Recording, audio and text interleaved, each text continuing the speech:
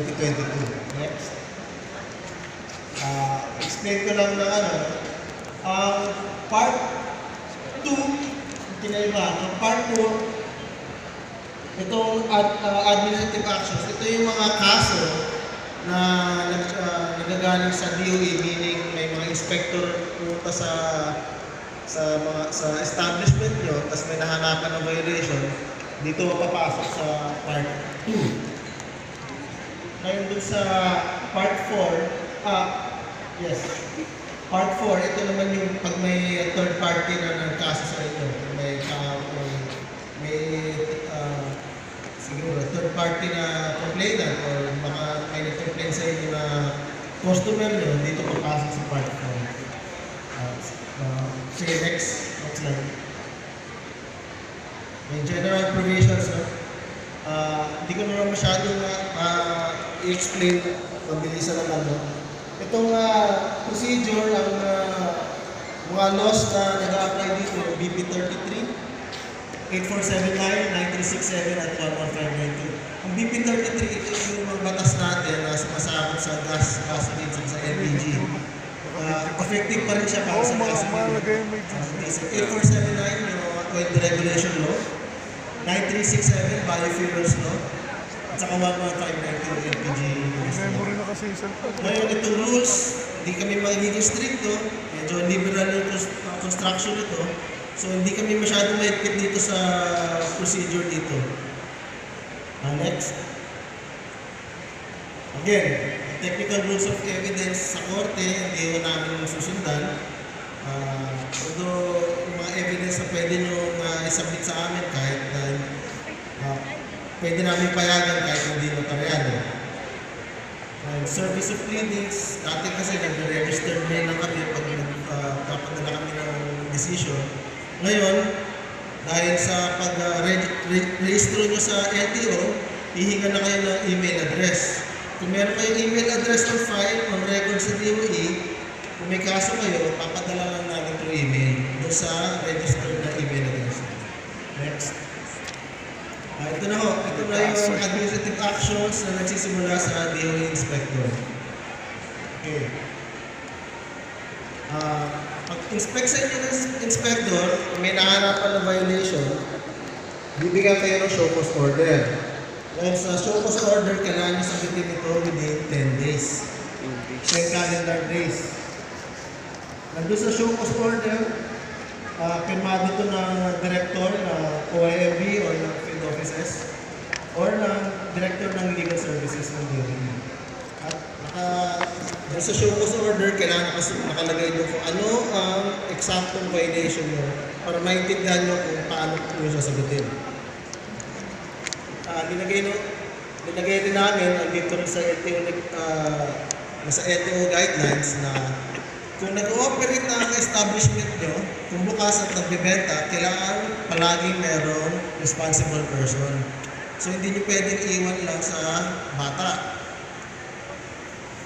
So kung may pupunta inspector, tapos bukas yung establishment nyo, hindi nyo pwedeng irason na walang manager. Kasi kung bukas yun, pwedeng puntahan ng inspector at i-inspect lahat ng mga cylinder. Kaya hindi nyo pwedeng irason na yun nga, walang manager, walang bawal.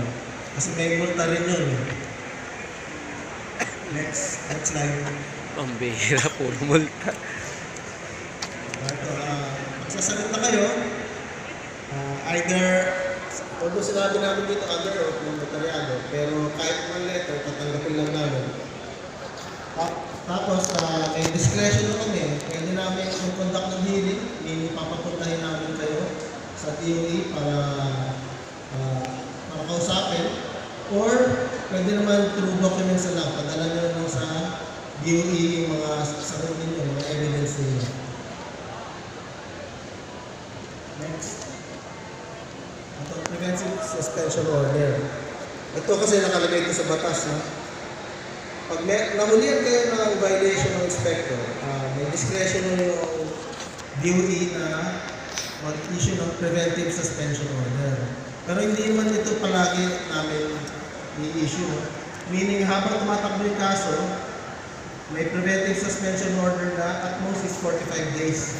Kung umabot na ng 45 days, automatically lifted to. Hindi nyo na kailangan antayin na order pa sa DOE na simula na kayo ng negosyo.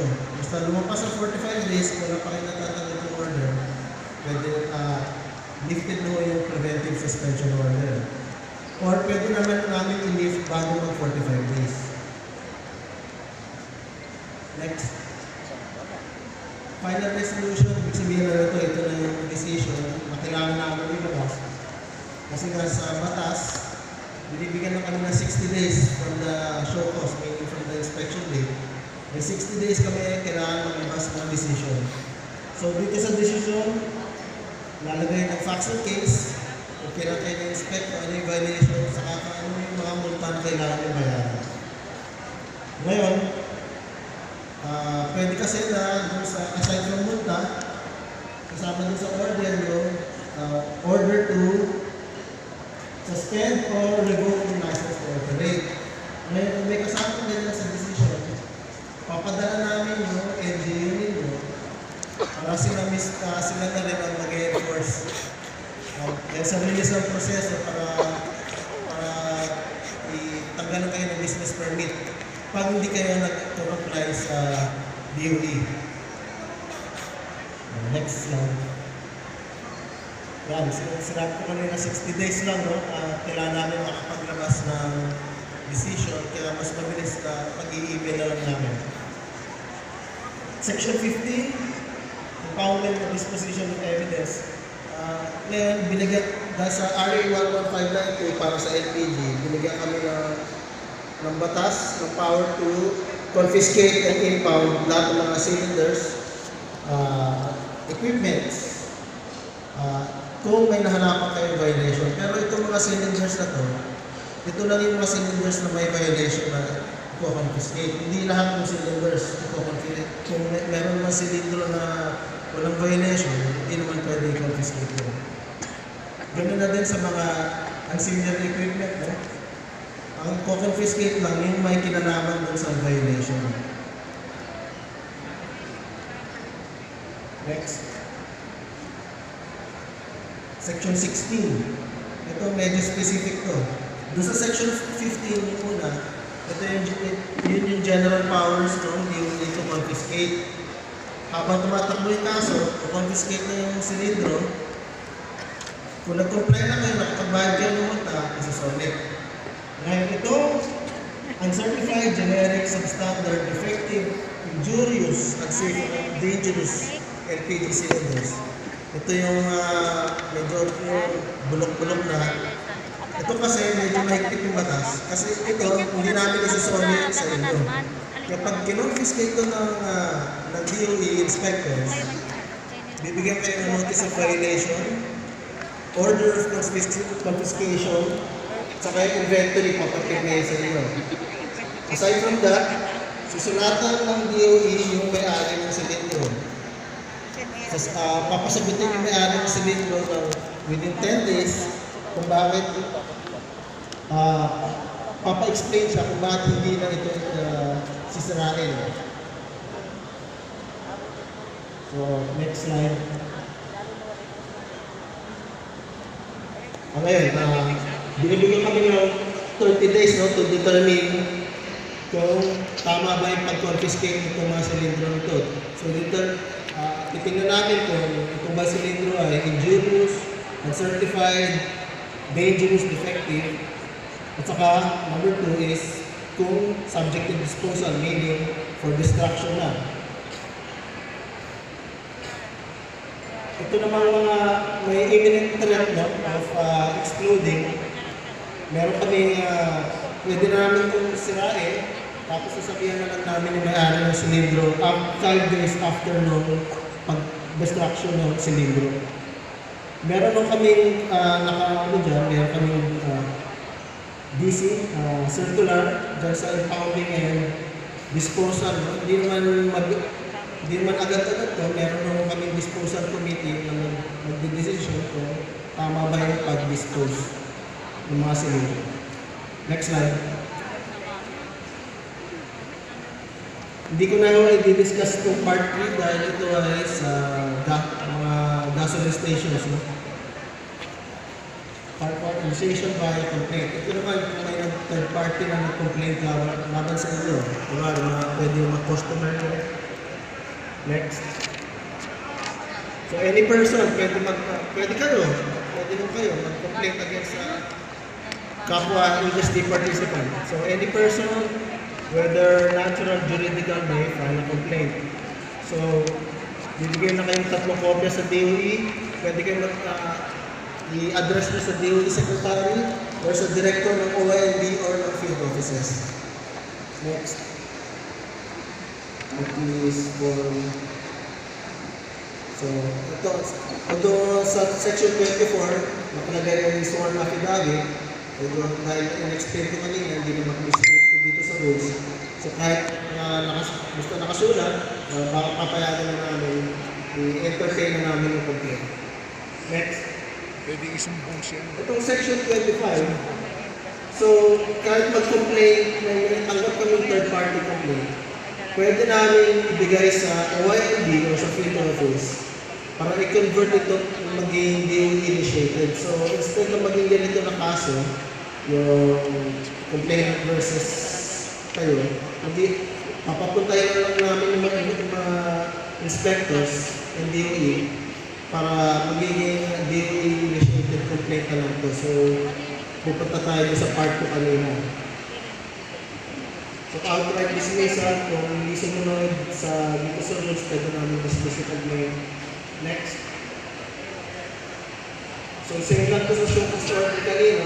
So, kailangan specify doon kung ano yung violation para alam niya paano sagutin. So, kanina is 10 days sa inspectors. Dito naman, 15 days to final answer or written explanation. Next slide. Next. Consolidation. Ibig sabihin lang nito is kung yung establishment ko ay pinuntahan yung inspector ng iba't ibang araw, may iba't ibang inspection report, papagsama na lang namin sa isang kaso. Next slide. Motion for consideration. So, next. So, meron kayo 15 days. Pag natanggap nyo na yung decision via registered mail or email, meron kayo 15 days para mag-motion for consideration. Appeal. So, yung motion for consideration, ang sasagot lang doon, ang magde-decision lang doon is yung director ng legal services or yung field offices. Ngayon, pag hindi pa rin gusto yung decision doon sa motion for consideration, pwede kayong mag-appeal sa Office of the Secretary. Yung Secretary meron siya 60 days to decide yung appeal nyo. Kung lumampas na yung 60 days, it's assumed na denied yung appeal nyo. So, hindi na kaya attain yung decision doon sa appeal. So, doon sa admin order 22, pag hindi pa rin gusto yung decision ng secretary, pwede nyo pumunta sa Office of the President. Next. Saan ako pupunta? Execution. Office of the President pa. Wala akong sheriff.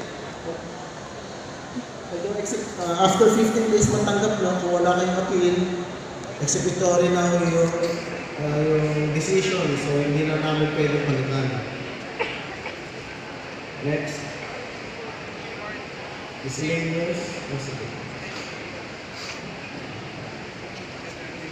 So, yan lang yun. Hindi na ho importante sa inyo to kasi monthly report na ito sa OIB. So, yan lang yung admin procedure, no? Punta na tayo dun sa pinaka-ayaw nyo, admin penalties.